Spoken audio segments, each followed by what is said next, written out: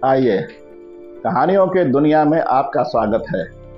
नमस्कार मित्रों, मैं हूं डॉक्टर राम जी भाई।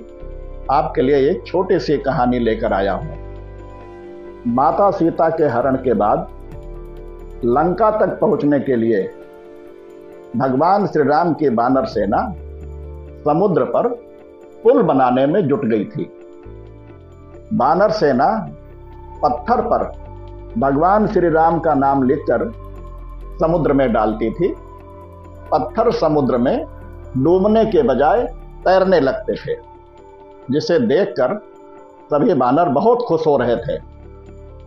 भगवान श्री राम भी अपनी सेना के उत्साह, समर्पण और जुनून देखकर काफी प्रसन्न हो रहे थे। तभी वहां गिलहरियों का एक दल आ गया। वह सब सागर में कूद गए, फिर बाहर निकलकर बालू में लौटने लगे। लौटने से उनका शरीर बालू से भर गया। तब वह सेतु पर जाकर वह अंग हिला हिलाकर बालू झाड़ने लगे, जिससे सेतु के दरारों में बालू भर गया।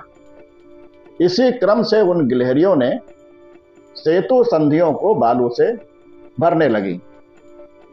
उसे ऐसा बार बार करते हुए एक बानर ने देखा, तो उसका मजाक उड़ाते हुए बोला, हे गिलहरी, तुम इतनी छोटी सी हो, समुद्र से दूर ही रहो, नहीं तो इन पत्थरों के नीचे दब जाओ और तुम्हारी लीला ही समाप्त हो जाए।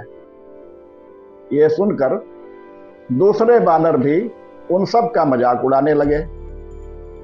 उन्हें आते जाते देख सेतु निर्माण में बाधा समझकर कुछ बानर उन्हें हटाने लगे। बेचारी गिलहरियां ये सब सुनकर बहुत दुखी हो गईं। तब उन सब गिलहरियों ने बानरों की शिकायत लेकर प्रभु श्री राम के पास जाकर कहा, हे प्रभु, हम लोगों को बानर मार मार के भगा रहे हैं। तब श्री रामचंद्र जी ने सबको बुलाकर कहा, तुम इन गिलहरियों को अपमानित क्यों कर रहे हो? अगर गिलहरी इन बालों को नहीं डालती तो तुम्हारे द्वारा फेंके गए सारे पत्थर इधर उधर बिखरते रहते। गिलहरी के द्वारा डाले गए बालू इन पत्थरों को आपस में जोड़े हुए हैं।